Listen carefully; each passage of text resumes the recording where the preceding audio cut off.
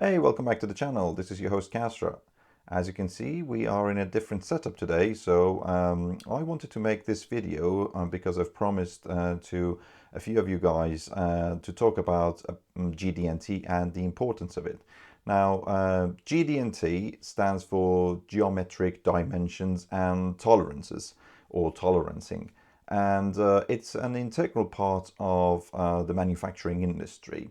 So I want to explain a little bit about the importance of it, what actually is GD&T, and how we're going to use it. Then I'm going to show you a couple of examples, especially on the parts on my own machine that I have applied a few tolerances on the drawings, and we're going to have a look at those. Whenever you are designing something, obviously when you're designing something in CAD, everything is based on the nominal value. What that means is, for example, you are designing a shaft, for example, and the outer diameter of that shaft, say it's 50 millimeters, and you put 50 millimeters and you think that is happy days and the job is done. But in the real life, when you want to actually manufacture that part, the story gets a bit more complicated. When you create something in CAD, everything works seamlessly together, everything would fit together. But in real life, things are not as easy as that.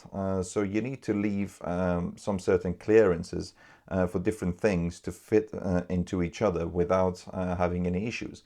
And also, the other part is how accurate do you want to make some part?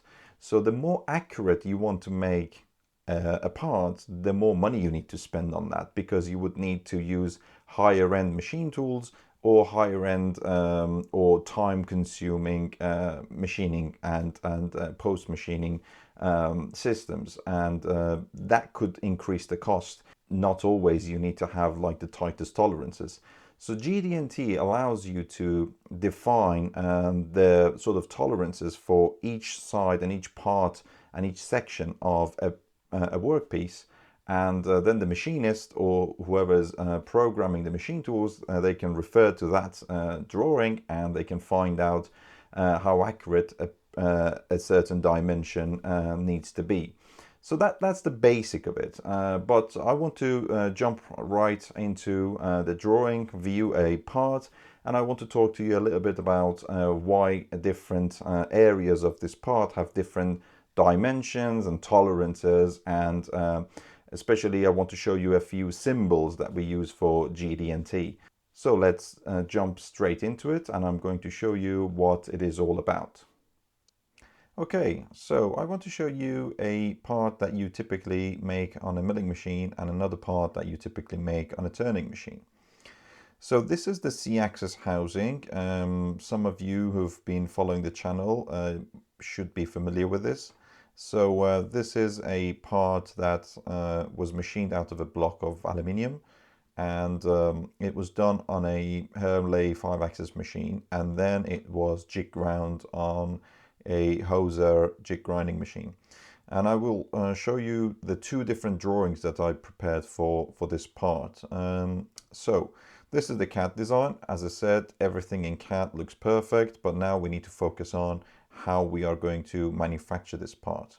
So this is the drawing that I have created for this one. It actually comes in two different drawings, two different sheets. Here you can see we've got a milling drawing, and the other one is the jig grinding drawing. So because it's going to be machined by two different people, two different companies in two different setups, I'd rather create two separate drawings. So in drawings, I'm not going to get into how you actually going to make a drawing, because that could be a lengthy process, and also it varies between different software packages. But in a drawing, in a typical drawing, you have something that is essentially more or less like this. So you usually have like an isometric view, and then a few side views, depends on where you want to put your tolerances. So it's different for each part. So on this one, I've put the isometric view down here, as you can see. Then if I zoom in a bit, we've got a few side views. So we've got one from one side, one from the top, one from the bottom, one from the front, and then there's another one from the back. So we essentially have all the 1, 2, 3, 4, 5 sides of this part.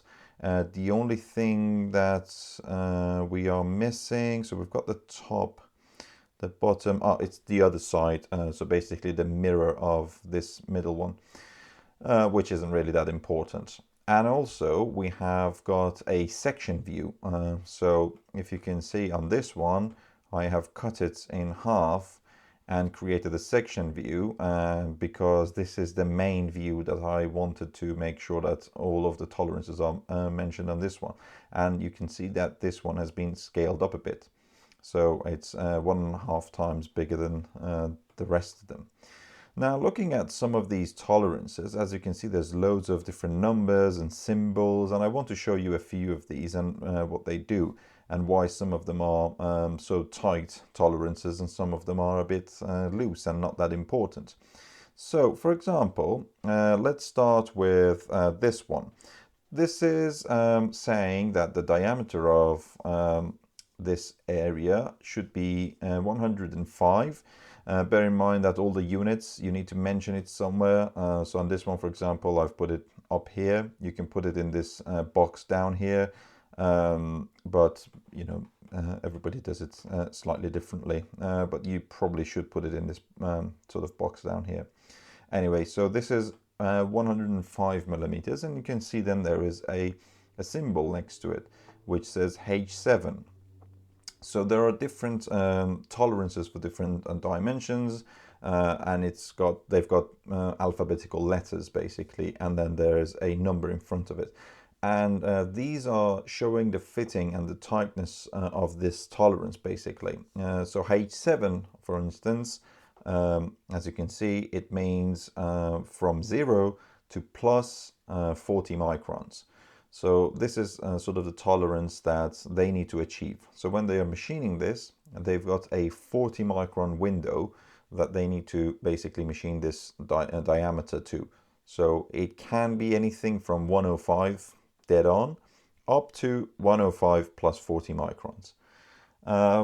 Different people again show this differently. Some people don't put the letter symbols. I usually put the letter symbols and the numbers in front of them just to make sure that everybody would know what I'm talking about. For instance, this H7 that you're seeing here, it doesn't mean that it's always 40 microns. It's actually a percentage that would apply to the actual dimension. So say, for example, if that was 200, that might have been 80 microns or something. So it depends on the actual dimension. So it's a multiplying factor. That's why I tend to put these actual dimensions in brackets afterwards. The other one that you can see down here is 121 and then negative 0.1 and negative 0.2. So this is slightly different. This is saying actually, yes, on the CAD file, you can see this is 121, but we actually want it slightly smaller. By how much? By at least negative 0.1 to negative 0.2. So you've got a 0.1 millimeter sort of window to bring this dimension to. Another H7, so H7 is usually a relatively good fit, so you can see it in a lot of bearings. They might use H7 or H5 tolerances. The other thing that you can see is a bunch of symbols, for example, that one or that one. And these symbols, they are showing the geometry and how those different parts need to play and basically work together. So say, for example, this area here, it says this is the symbol for squareness or perpendicularity. And it says this should be perpendicular to A by 0.03. So where is A? At some place in this drawing, I have showed where A is. So let's go and find it. There we are. So that's the A face. So what we're saying to the programmer, whoever is going to machine this, we're saying that, okay, you can see this face that is protruding. We want to call this surface A. And whenever you are machining that one, you need to be perpendicular to that surface by this much, right? The other one is, for example, cylindricity. So we are saying, or I think this one is co-center. So two things need to be in the center line of each other. So we're saying, for example, this one needs to be in the center line of C, and then the center line of C is, for example, that axis. Now it's slightly different on this one because we're talking about two different axes, and actually these two, as you can see, they're not on the same plane. So ideally you want to have something like on the same plane. But what this means is that from one side, you need to be having these two on the same plane. So they are not on the same plane when you're looking at it like that, but when you look at it like that, they actually sort of intersect with each other, and the center line of these two need to be off by that amount. So it can be sometimes a little bit confusing. There are different symbols that you can use for different scenarios. Maybe I haven't used the best one here, but certainly I explained to the engineer before we got into the machining part. Then we've got this dimension. So this is where the bearings would sit. You can see this has got a negative tolerance. Why? Because we are leaving some material here, about 0.2 to 3 millimeters, for the jig grinder to finish this piece off. The same goes and applies to this dimension. As you can see here, I'm just trying to find where I've put that dimension. There we are. So you can see again, this has got a negative tolerance. So that means don't finish this to the nominal value that you can see on the drawing, but actually leave some material for the engineer or the jig grinder rather, who's finishing this piece. Let's look into the jig grinding. So on the jig grinding, obviously now everything should be machined to those tolerances that we want, and things get a little bit different and become a bit more, so you would have a lot more tighter tolerances.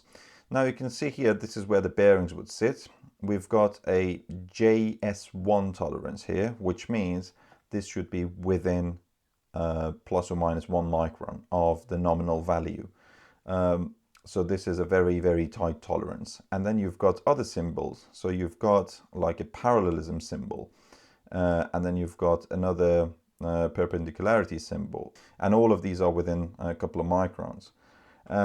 And again, you've got the same scenario over here. So this is basically the same thing, but obviously in a much tighter tolerance, because this is being done on a jig grinding machine. Now, if you don't know what a jig grinding machine is, it's better to pause this video, go and have a bit of a Google search, but it's essentially a form of grinding that you use a spindle that it's a bit eccentric, and you can achieve very, very tight tolerances. But it's worth having a look, and it's one of the best ways of achieving super tight tolerances. So this is the jig grinding basically drawing. So the person who was doing the jig grinding wasn't really interested in all of these dimensions about these areas. That's why they're not shown on this drawing. It's actually only showing the bits that they need to be concerned of. So you don't want to be over complicated and over sort of populate with like loads of different tolerances on a drawing that you don't really need to show the person. Now let's look into a shaft part. So this is the typical shaft part. What I'm showing here is actually like a section view of it. So on this one, that's the shaft, and then I'm showing all of these sort of inner parts of this shaft. Okay. Now let's look into the drawings for this piece. So again, on this one, we've got a turning drawing and then the grinding drawing. There are, as you can see, an isometric view. You can obviously rotate these. It's different for every software, but you can rotate it, you can move it around, you can basically manipulate it however you like.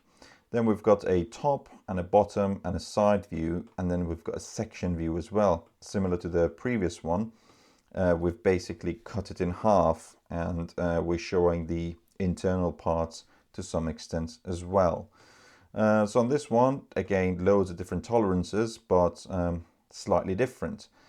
You can see, for example, this surface is called A. Just to let you know what this A is, this is where the bearings would sit. So on the other part, you saw where the outer diameter of the bearings would sit, and on this one, this is where the ID of the bearing would basically hold this shaft. So we want to have super tight tolerances on this one. We want to have amazing squareness from where the bearings would sit to the top face where the chuck would sit in the end. So you can see, for example, on this one, we've got this surface named as A, and then we want A to be perpendicular to this top face by 0.01. And obviously this is only for the turning. When we get into grinding, the tolerances become a lot tighter. Same story basically. So you want to have, for example, you want this circle to be in the center line of A by 0.01. We want to have different surface finishes. So this symbol is for your surface roughness or the surface quality. You can machine something with a very big chunky tool and you can take a lot of material very quickly, but it will not leave a nice surface finish. But then you can go a bit smoother with probably a higher speed RPM and all of that to create a much better surface finish. And this is one of the symbols, which is for RA, which shows the roughness of that surface, which is 0.8 microns. And you've got different tolerances again, and I'm going to explain a few of them for you. So one thing, for example, that you can see here is showing this diameter here. It's actually a thread, and the thread size is KM6, which is a standard for threads, which means it's an M30 by 1.5 millimeter pitch. So this part actually needs to be thread. Then we've got another dimension here, which is our back bearing. So we've got a rear bearing and then two upper bearings. So the two upper bearings are angular contacts. This one is just a deep groove bearing for the support. You can see we are leaving some extra material on these. Why? Because it's going to be ground afterwards. So that's why we've got extra material. Then again, same goes with the top face. You can see this has got a little bit of extra material because we're going to grind it effectively in the end. The areas that are not that important, for example, this area, you can see it's got a pretty loose tolerance, minus 0.1 to plus 0.1. And this is just a spacer. So we don't really need to machine this to a very tight tolerance. That's why I left it to quite loose tolerance. You need to show, for example, the rads. So this is an R.5. So you're showing that the fillet that needs to be in that corner needs to have a radius of 0.5. And then the different holes and the different taps. For example, we're saying this is an M5 with an 18 millimeter thread length. Again, different people show these differently. You can, for example, you can see actually the length of the thread here. You can actually put a marker there and say, okay, that's the thread length. I usually just like write it in brackets, and it's always worked for me. Obviously, for the first time ever, you need to talk to the engineer who is programming it. But for example, on this one, I'm just saying this is an M5 times 12 and 7 millimeter thread length. What that means in my wording, how I explained it to the guy is, look, this hole, instead of me just typing it 12 times all around, I'm just saying that this is the exact same thing for all of these that you can see go around, so 12 times over. So you just need to multiply that by 12 times. Another symbol that you see often in drawings is PCD. So when you've got a circle with a bunch of holes in them, you often see this symbol, which is showing the diameter of where all of these, the center line of all of these points would be. So you know that there's, from the center, there is a distance from the actual center of the part to the center of this hole. And you're saying that, okay, if you create a circle that goes through all of these holes' centers, the diameter of that circle is called a PCD. So we're saying, okay, you need to drill a bunch of holes, and to drill those, the PCD for those is actually 84 millimeters. So that's essentially what a PCD is. Hopefully you understand a little bit. You can put the material in here.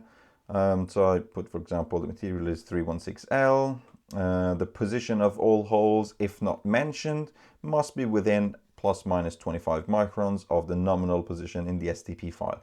So what that means is you can see loads of tolerances in here, but if I haven't mentioned anything, this is the general tolerance for this part, so 25 microns plus or minus. All other unmentioned tolerances should be plus minus 20 microns, so that's for just for the holes, and this is for everything else.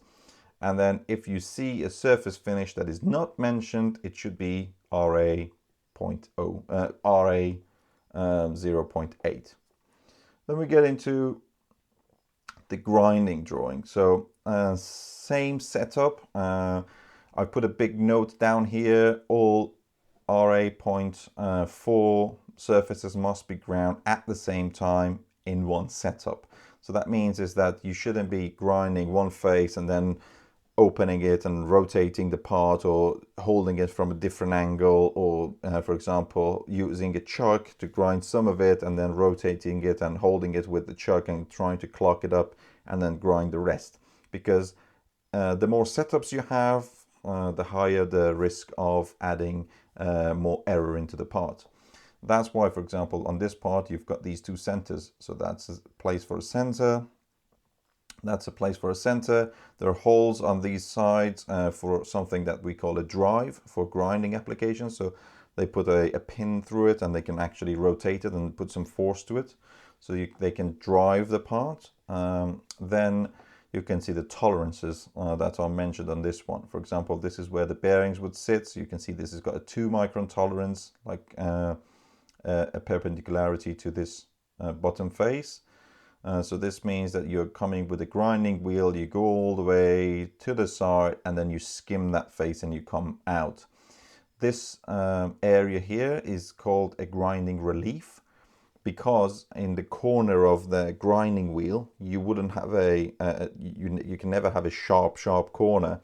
So if you don't put that in that corner, you would essentially have a small radius, and that radius potentially would prevent this face to sit flush against the bearing top face, and that's something that is quite dangerous. So you cannot have that. That's why we leave this small relief, which is done in the turning process, for the grinding wheel to be able to go into that corner and then clean this face off. So that's a grinding relief. You can see it elsewhere. You've got it here. You've got, well, on this one it doesn't matter because then you go onto a smaller diameter. But in here you've got a grinding relief as well. You've got, again, you can see the different symbols. All of these, they have different meanings. They do different things. So this is a symbol for circularity. You can say, for example, when you're grinding this, you actually shouldn't be making it into an oval shape. It actually needs to remain as a circle by 0.1, by actually 1 micron. Or for example, these are, as I said, different symbols that we use. This is for position. This is for concentricity and coaxiality. That's the word I was trying to find out and remember. This is for parallelism. This one, yeah.